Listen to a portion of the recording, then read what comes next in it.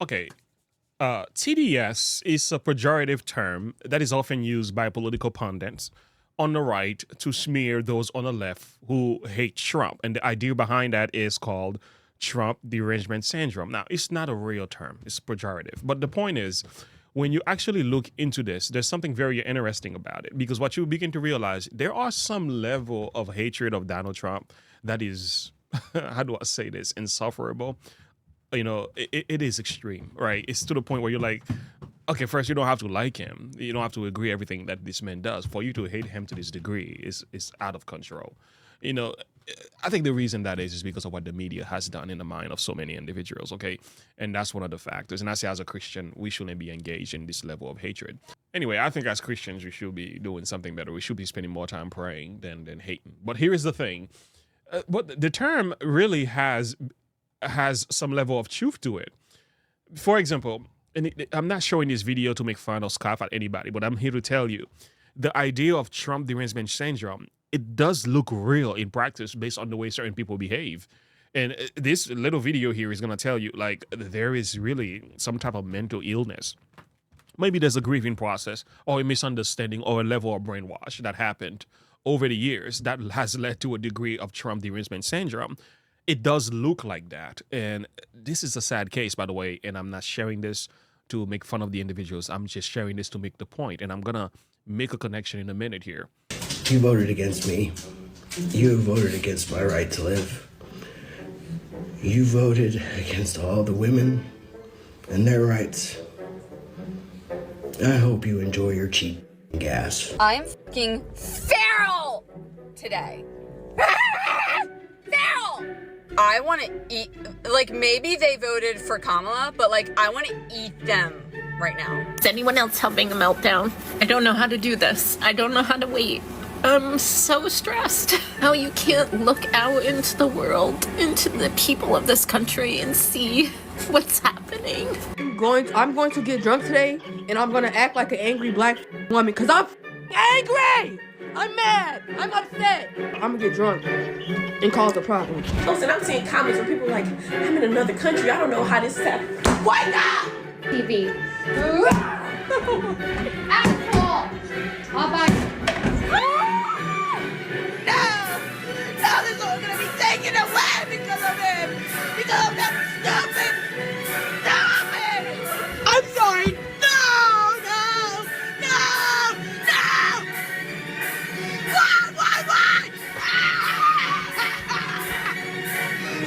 Why? Why? Do you really hate me that bad? What the?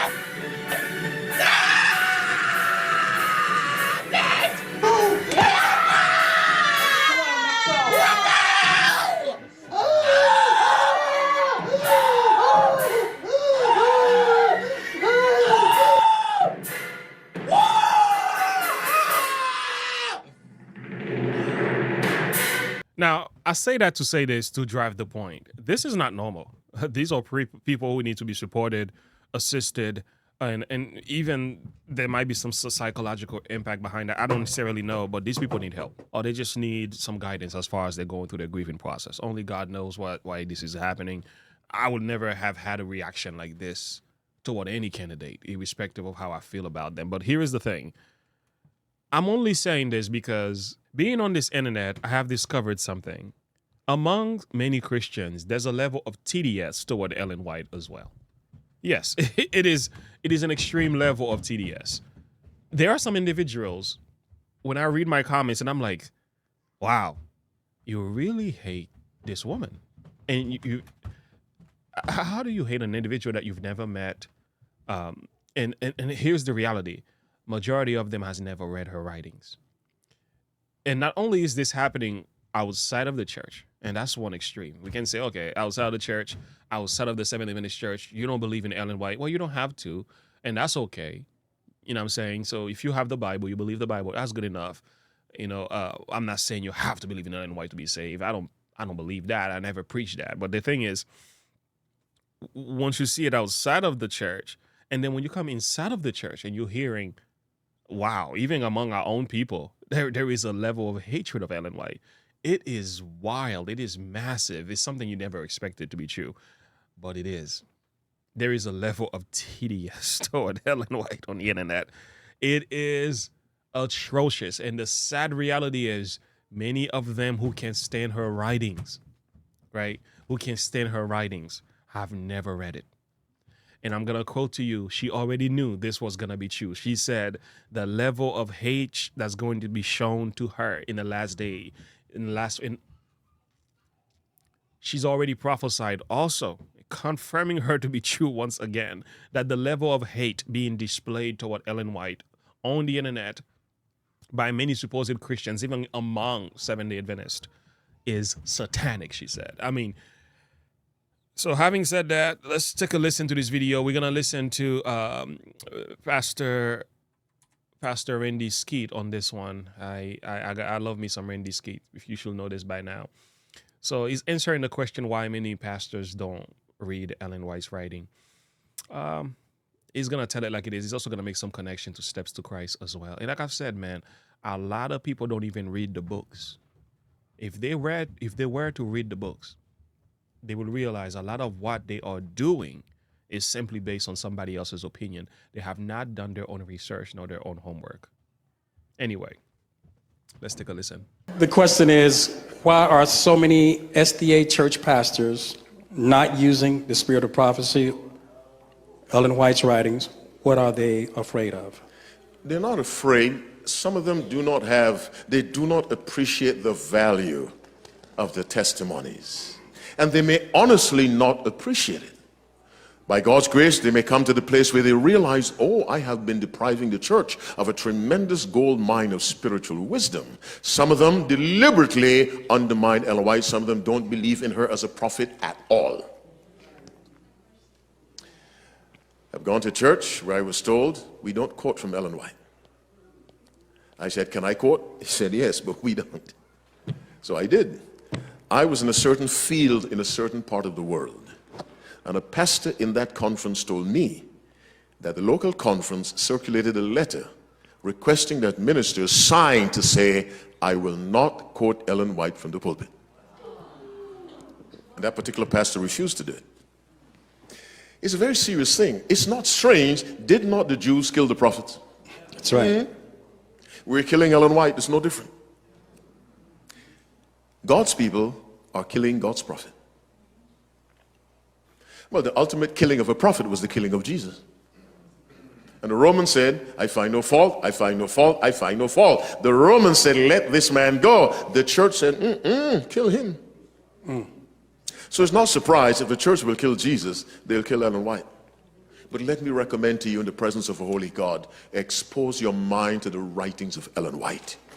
Expose your children to the writings of Ellen White. Your lives will change. Some young man wrote me 2 days ago, I'm spiritually this and spiritually that, and I'm going down the drain. Pray for me. Many times people don't need prayer, they just need to make a decision. I told him, read Steps to Christ, chapter 5. He wrote me the next day, he said, I had never seen it. I've read the book before. I had never seen it that way. Immediately there was a change. I told him to follow up with chapter 6. He read it. He wrote back, I want to thank you. About 2 years ago, someone wrote me, my life is on the decline spiritually. I have no desire for God. I told her, confess your sins. Read Steps to Christ, chapter 5. The person wrote back, I have experienced a change. True story. Ellen White was a prophet as much as Isaiah or Jeremiah. Her writings don't qualify to be in the Bible, but the gift she has was the very gift Isaiah had. And her gift was given to her for this church, not the whole world, for this church, to keep this church off the rocks of error. Satan knows that, so Satan gets into us and tries to break our confidence in the writings of Ellen. And she has told us, those who deny her writings will eventually deny the Bible. Because the source of authority is the same, the Spirit of God. She also says those who believe in her testimonies will not be deceived in the time of trouble. Please, with God as my witness, make time for the writings of his servant sent to be a blessing to this church. What a blessing. What a blessing.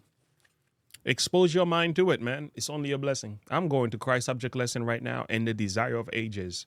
I'm reading the Desire of Ages for the 4th time. I'm like, I got to go back. I need some more Jesus in my life. I need the Lord. And I'm still going through the parables right now, and also in the book of Christ Subject Lesson, Steps to Christ, read it several times, and I can tell you, he is speaking some serious facts. If you ever feel like your spiritual life is lacking, sometimes you depart and you're lacking that commitment, that sweet love and communion with Jesus is lacking, read Steps to Christ. Literally, read Steps to Christ. It just connects you and plugs you right back to the source of love once again. This has been the case. And I tell people, listen, man, in all my Adventism, and I've been an Adventist since 2010, I have never met a man who has become less of a Christian because of Ellen White's writing. I have never met a single individual, a single Seventh-day Adventist, because of the writings of Ellen White have become a radical. I have never met it. The people who are radicals were already radicals. The people who are not Christians because they read Ellen White, let me tell you, they were never Christians. And I'm being honest with you, I have never met a single one. All the people who have exposed their minds to the writings of Ellen White, they've only come out to be better Christians, better husbands, better family. They take country living seriously. They take their health seriously. They begin to love their wives better. They begin to love their husband better. I mean, the children submit to their parents. I mean, even the way we deal with our money and our finances, there's ways that the Spirit of Prophecy will help you to save in ways that will blow your mind. And not only talking about the inspiration of that, and as far as the prophetic gift is concerned, we can talk about all of that. But I'm trying to tell you from a spiritual perspective, those who expose their minds to the writings of Ellen White have only become better Christians. Let me share a story with you today that I think might be a blessing as well. So, all right, this was, I found this on a website, kytn.net, and here they are talking from doubt to delight. How one skeptic found inspiration in Ellen White's words. Whoa. All right, so let's begin, and I want to read this quickly and bring this video to an end. I would like to read one of her books for myself, said HG, one of our new contacts at our new church plant.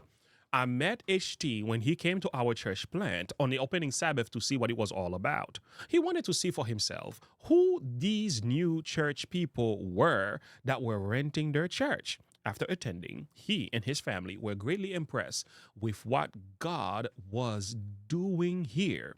He decided to come back a second time the following Sabbath.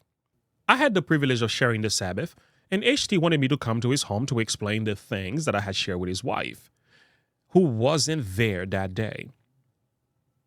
When I went to their home, the conversation shifted from original sermon to many different questions HT had. The Lord blessed our time together that day. And despite strong discouragement from some other family members, HT and his family continued to come to church. During one of our visits to his home, the question arose, is the Seventh-day Adventist Church a cult? HT had been told by others that we were a cult, and had been warned not to get caught up with us. Worried about associating with a cult, HT raised several questions about Ellen White and her role as a prophetess. Through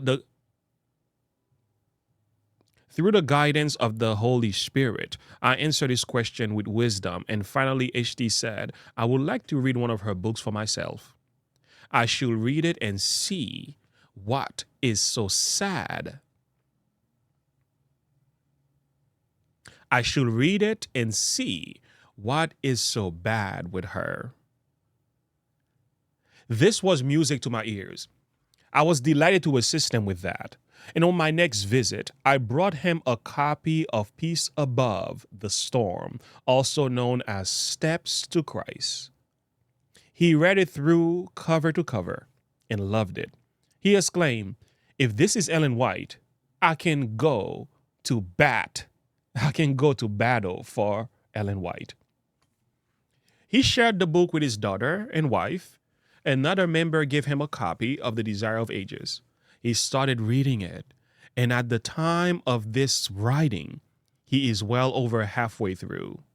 He has reported gaining a clearer understanding of the Bible through his reading, and even expressed how wonderful the portrayal of Jesus is, stating his desire to be like him.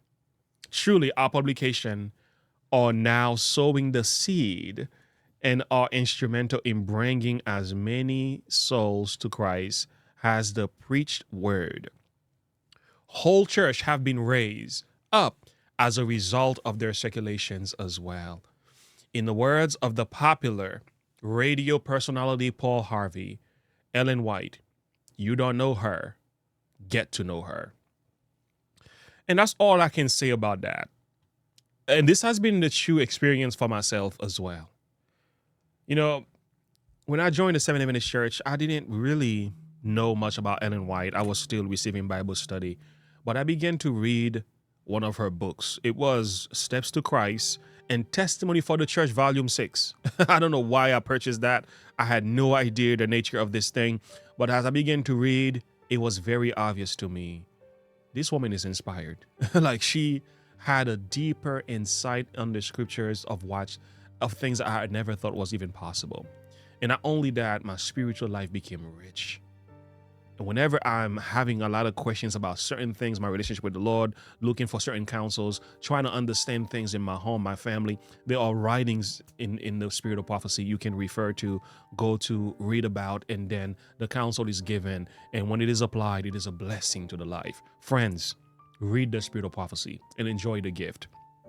For those of you who do not want to read, I'm not worrying about you. I'm talking about those who are skeptic, those who are wondering, those who have questions. And the experience that I've had and many others like HT, that experience could be yours. Your life could only become better because of the words written through the spirits of prophecy in the ministry of Ellen G. White. God bless you, Dan. Until next time, have a good one.